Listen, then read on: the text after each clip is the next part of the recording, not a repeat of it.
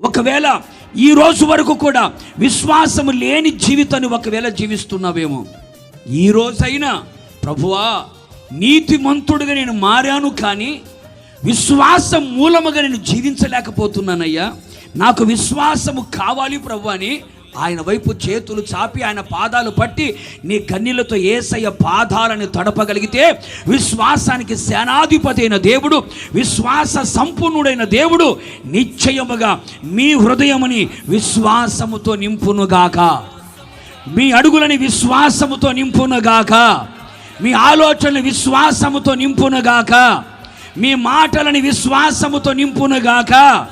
నీతిమంతుడా విశ్వాస మూలముగా జీవించు, ఆ విశ్వాసమే నీకు జయమునిస్తుంది, ఆ జయమే నీ ఘనతకి కారణముగా మారుతుంది. నిశ్చయముగా మనమందరము మహాఘనతను పొందునట్లుగా దేవుడు మనకి జయమును కలుగు చేయునుగాక.